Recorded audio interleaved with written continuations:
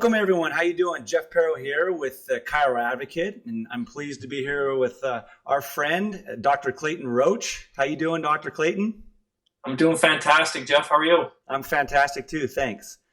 So tell me a little bit about who is Dr. Clayton Roach. I mean, we know who you are, but why don't you share with our audience? Well, I've been in practice for 10 years, Jeff. Loving what I do. We have a wellness-based practice, high volume. Love waking up Monday morning and just knowing that, it's going to be, a week of shifting healthcare paradigms and helping people get on their way with health. Love what I do and, loving this next stage of my life, which is actually what we're going to talk about today. Yeah, I'm excited to share with our audience here. You've been working on a passion project now. It's called Adjusting Attitudes, and you've actually shifted a little bit more than just a passion project, right? It's coming into a full-blown, we were discussing earlier, almost pretty much a full-time job, huh? Absolutely.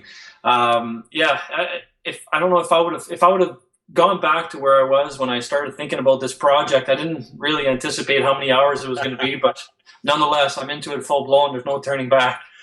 So tell me, what inspired this? What inspired you to create Adjusting Attitudes?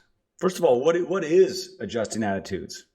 Well, Jeff, Adjusting Attitudes is basically a turnkey program to help chiropractors have better retention. I don't know if you know, but probably the number one problem in chiropractic is retention.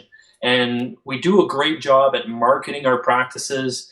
We put a lot of energy into that. We go to seminars and they teach us how to get new patients. Mm-hmm. And that is basically the focus, especially when you start off, practicing. Of course, if you don't have any new patients, you're never going to have a retention problem because there's no patients to retain. So I understand the importance, but a lot of the focus in this profession is on acquisition rather than retention. Sure. I did a lot of research on my own, and I contacted a lot of coaching management programs and groups, and I was appalled by the number I got in terms of how long we retain patients.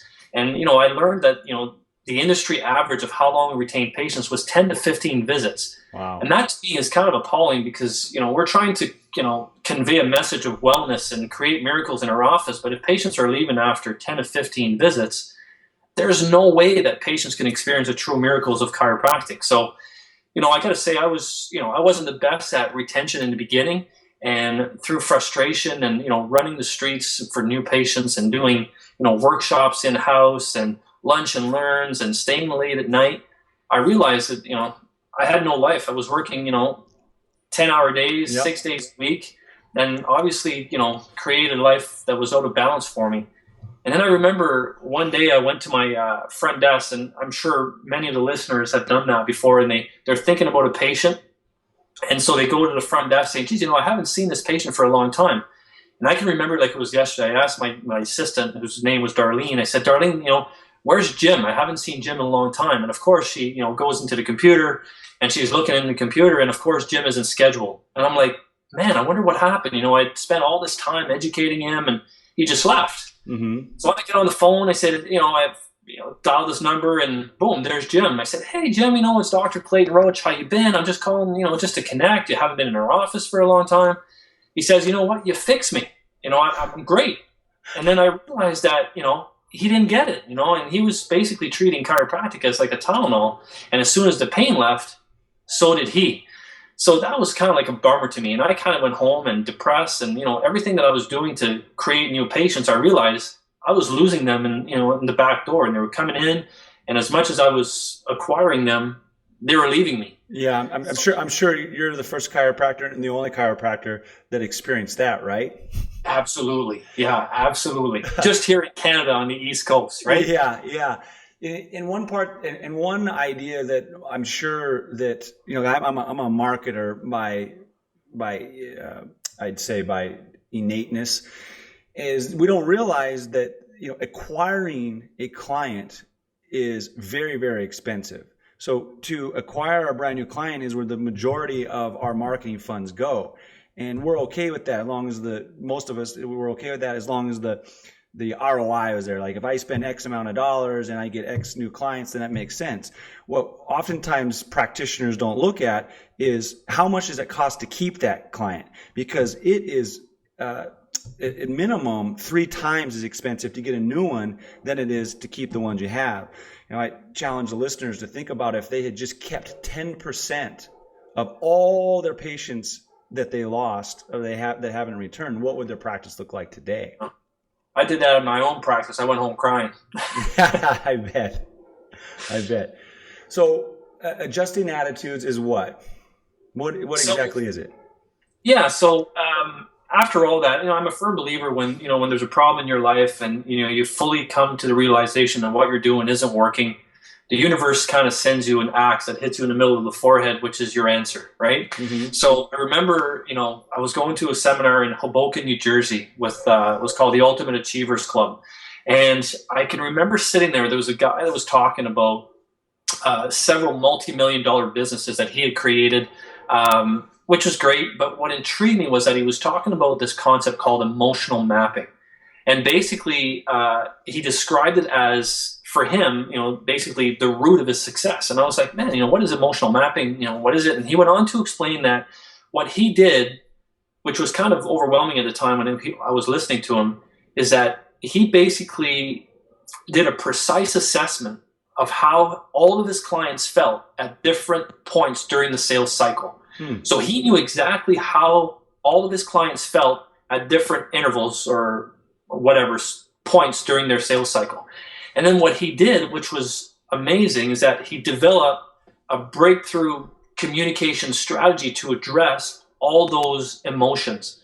And I'm sitting there and I'm like, man, what if I could do this with chiropractic? What if, obviously my patients have emotions from the day they walk in and probably before they even walk into my practice to when they're saying yes to wellness care. There has to be some emotions that transpire during that whole health journey. Right. And I was like, would that be useful to know that? And in my mind, it was like a no-brainer. Like, of course. Right. So then the answer was like, how can I leverage what I know to create that communication strategy like this guy had done to help leverage what I knew and create a better patient experience for my patients? So let me illustrate that, make sure I understand you correctly. So if I understand what you're saying, this is very similar is that we as human beings are all obviously emotional beings, and we would need to then be communicated differently depending on what emotional state we are feeling. For example, you're going to speak differently to someone at a funeral and use different verbiage at a funeral where they're sad, maybe just lost someone, versus you're at a sporting event and you're with a sporting event and they just won the national championship. Right, you're gonna use different energy. You're gonna use different verbiage, different words for different states. Is that right? Absolutely. And I think a misinterpretation of what the emotions are can make you look like you're not connecting with that patient or you don't care. So that was the biggest thing for me is that, geez, if my patient is feeling this way, not going to coming across this way, that's why they've been leaving. And somebody, whatever emotion it was, I was sitting there thinking, well, maybe it's my adjustment, maybe it's the quality of my care. But meanwhile, it was that connection that never happened. I never communicated with the emotions or the thoughts that were having in their heads that they hadn't expressed yet.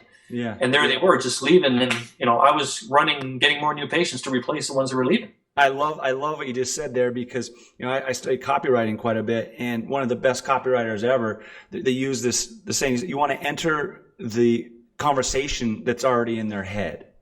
And yep. So it sounds like that translates perfectly into what you're attempting to do or have done.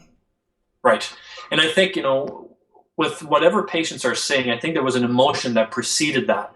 So if we can predict what that emotion is, then we can kind of guide the outcome of what their experience is going to be. Huh. Interesting. So a little birdie told me that you interviewed around 1,400 patients. Yeah, so probably the craziest thing I ever did besides rappelling down a 13-story building, that was kind of second. But so here's what happens. Most of the time, we go to a seminar and you come home, you're all inspired. And then when you come back, you get caught up by, the monotony of, the reason you left to go to the seminar was to go and get inspired. But then you get caught up and you get engulfed again by the monotony and you go back to doing what you usually did. So that inspiration goes away. But when I come back from that seminar, I was like, man, I got to change stuff. My life is a mess. I'm going everywhere. I'm not spending as much time as my family as I wanted. And I was starting to feel a little bit of resentment and waking up Monday morning kind of anxious about the week, and I wasn't enjoying what I was doing. So I thought, you know what, I got to change this. So I'm coming back and I'm going to do the things that I need to do to change things. So I come home and like you said, to the listeners, I interviewed 1,400 patients. So here I was adjusting them, and on certain days that I knew were probably impactful days, like, before the report of findings, after the report of findings, I would ask them simply the question, how do you feel emotionally? What emotions, are you going through? And out of those 1,400 patients, Jeff, it was unbelievable the answers that I got. And here's basically what it come down to. Out of those 1,400 patients, 90% of them felt the same exact two emotions at the same point. So let me give you an example. Before the report of findings, okay, 90% of those 1,400 patients had the same two emotions. wow. So what I did is I created where those emotions were the same. I called those emotional touch points. So there's 12 of them, Jeff. And at those emotional touch points, 90% of those 1,400 patients felt the same way. I was blown away. That's interesting. So what is that? What's that translate into? With that information, what does that mean you can now do or know? Well, I think it's information that we weren't privy to before. So, in chiropractic, I don't know if you've heard, but, we're told to tell the message, right? And both the message about chiropractic and the whole thing about wellness. And we're told to basically say it again and again and say it louder. But the problem is that it's falling on deaf ears because we're not connecting with the emotions that the patients are going through. So at one point in time during their health journey, if you're not connecting with those emotions, they're checking out. So you don't get a chance to basically convey that message because as soon as they got what they wanted, which was the pain being gone, they're leaving. Yeah, that makes sense. So you mentioned emotional touch points. Can you give us any concrete examples of what they are and how they should be addressed? Right. So one of them was one of the emotional touch points, probably the one that I liked the most, and the answers that I got, basically blew me away, was when you ask patients to refer their kids. And I know as chiropractors, we all do that, and we do it kind of blindly. We say, hey, bring your kids in. Yet we don't know what kind of emotions come up, right? So one of the biggest things I found out from interviewing these 1,400 patients is that 90% of them felt anxiety and they felt skepticism. So basically the anxiety, and then what I would do when they told me what emotions they were feeling, I'd ask them, well, why do you feel that way? And the anxiety was, let's say they were the only ones under care. Only one parent was under care. So let's say it's the mom, okay? And the dad is not under care and he's at home. Well, the anxiety came from going back to the household and telling dad, hey, my chiropractor wants me to bring our kids in for them to be checked.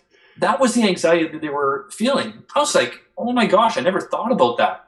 So, and then the skepticism came from them saying, well, why would a child with no pain need chiropractic? So I was like, damn, that was information that we didn't know before. That's good. So now, what would I do to address that? So what our office did is we created a video that we sent home that both parents, despite who's under care, if it's the mom or the dad or both, they get to see us explaining the benefits of chiropractic care for kids and basically deal right there with the anxiety and the skepticism. So I tell patients, don't feel anxious. I'm going to send you a video. It's going to explain to your spouse basically why we need to see kids and why after this video, you'll say, you know what? I'm glad to send my kids here because I know the benefits of having them checked. Thank you. I mean that right there, just that little nugget right there is worth the time invested in this video. That's great. So I think it was worth my time interviewing all these 1,400 patients when I was going through it. I was like, oh my gosh, this is taking long. But the information as it came along, I was like, man, I'm uncovering something that nobody else has ever uncovered before.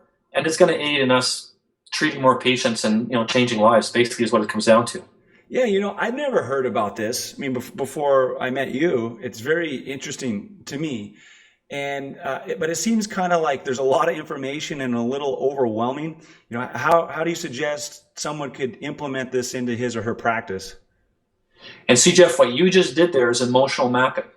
you basically figured out that the people listening to this webinar are feeling overwhelmed. So you just did you just did emotional mapping. Hey, okay. So no, and you know what, you're right. And you know, when I gathered all this information, I was like, well, what do I do with it now? So what you got to do is you got to figure out, well, what content am I going to send to my patients, right? Okay. That's number one. Because you just can't throw you don't want to just throw emotional content to your patients. And then what you got to do is you got to figure out, well, what kind of system am I going to use so that it delivers the content right at the point where patients are feeling those emotions. In other words, right at that emotional touch point. So what kind of system are you going to use? Is it going to be engaging content, right? So if you're sending a newsletter, is somebody reading something, you know, is it going to really engage them and, you know, basically solve their emotions or their anxiety or skepticism?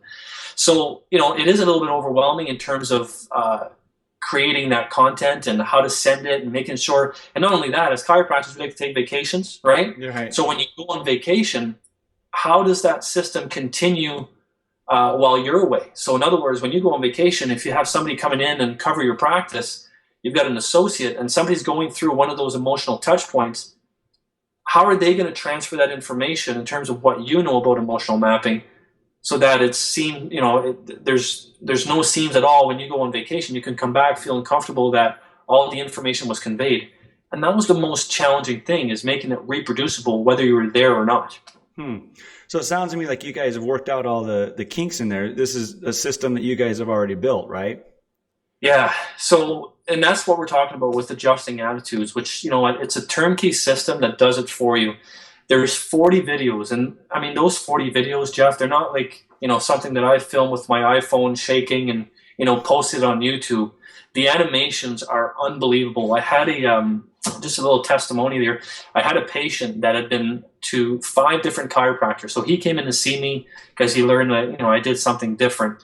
So he came in to see me and he started receiving these videos. He said, man, I'm really enjoying these videos. They're awesome. You know, they're giving me more information.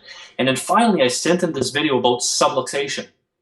So he comes in the following day. He says, Clayton, I got to tell you, I've been to 5 chiropractors before you, and they were talking about subluxation and subluxation this and subluxation that.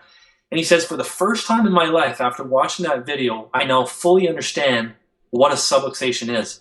And that's because of that animation that we created to engage and get them basically to figure out what we're talking about. You know, make it come to life, so to speak. Mm-hmm. So you get 40 videos. And those 40 videos, you get to choose the frequency of how often you want to send those videos. So I obviously have a frequency that basically works with the timeline of those emotional touch points. And you get to follow up with all the patients that are currently receiving the videos. So let's say you're one of my patients, Jeff, and you're receiving the videos, and you're only watching 50% of the videos I've sent you. It actually red flags you so that my staff can say, hey, you need to touch base with Jeff. He's not keeping up with his videos. He's received 13 videos and he's only watched 6. Right. So guess what happens? When you come into my room, I say, hey, Jeff, you know, you've been receiving some of my videos. You're not keeping up. Is there an issue with the technology? Are you not having time? So I get to touch base, and that becomes my conversation around the table. I say, hey, Jeff, you watched my last video. What do you think? What are your opinions? Instead of talking about the weather and the Super Bowl and all that stuff.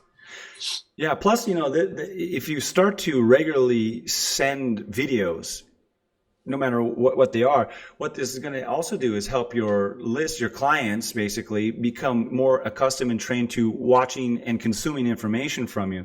So if later on you want to start incorporating some of your other marketing that you've already done, you know, you've trained your patients to actually consume that information. So say if you wanted to do an add-on for wellness. Yeah, and a great friend of mine, you know, he's got a great thing. He says, you know what, your patients need to know you first, then they need to trust you second, and then they'll buy from you. And you know what, video is a great way of doing that. I know, you know, video is the way to go now. So, you know, it's a no-brainer. It's done for you, and the system basically is bulletproof. It literally, if from the point that you log in and set it up, it literally takes you 5 minutes. So we've basically made it bulletproof. Your staff can do it. And I know some, you know, listeners might be panicked a little bit and they say, well, I'm coaching with this guy and he's got this procedure. Regardless of the procedure you're using in your office, adjusting attitudes just puts the frosting on the cake, no matter what procedure you have. Got it. Yeah, that was going to be one of my questions. But it's so I'm sold. I've seen the videos, so I know the quality of those videos. They're pretty amazing, and they do. You didn't spare any expense on the production of them. So if some of our listeners are interested in knowing more, what should they do if they want to get more information?